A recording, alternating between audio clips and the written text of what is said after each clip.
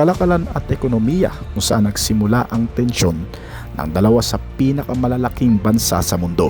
Ang tensyong ito sa kalakalan ay tumaas ng malaki mula noong Enero 2025 nung muling naupo si Pangulong Donald Trump noong Pebrero at Marso. Nagpatupad ang US ng dalawang sunod na 10% na taripa sa mga produktong Tsino na nagdulot ng mga retaliatory na hakbang mula sa China. Noong Abril, ang mga taripa ng US ay umabot ng 145% at tumugon ng China ng 125% na taripa sa mga produktong Amerikano. Bilang karagdagan, nagpatupad ang China ng mga hakbang tulad ng pagbabawal sa ilang mga Amerikanong kumpanya at paghihigpit sa mga bihirang mineral na nagdulot ng mga pagkaantala sa mga supply chain at potensyal na mas layoffs sa mga puok na nakadepende sa export sa China. Kaya naman, maging ang militar at seguridad ay lubhang naapektuhan. Ang mga tensyon sa militar ay tumaas din noong Abril.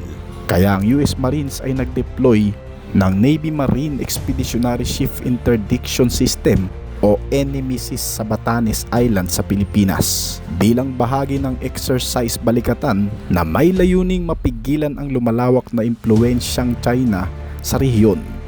Ang NMSIS ay may kakayahang maglungsad ng mga anti-ship missile na kayang umabot sa higit 120 milya.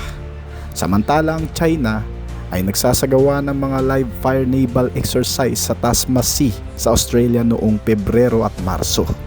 Nagdulot ng mga alalahanin mula sa mga bansang apektado. Ang mga pagsasanay na ito ay isinasagawa ng walang paunang abiso na nagdulot ng pagkaantala sa mga flight at mga alalahanin sa kaligtasan.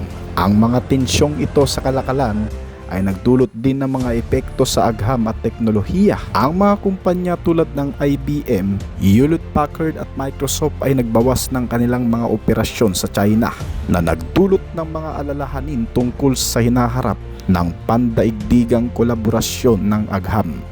Ang mga hakbang na ito ay naglalayong protektahan ang intelektual na ari-arian at pambansang seguridad. Ngunit maaari ring magdulot ng pagkaantala sa mga proyektong siyentipiko na umaasa sa kooperasyon ng dalawang bansa. Ang mga hakbang ng China ay nagdulot ng mga reaksyon mula sa ibang mga bansa.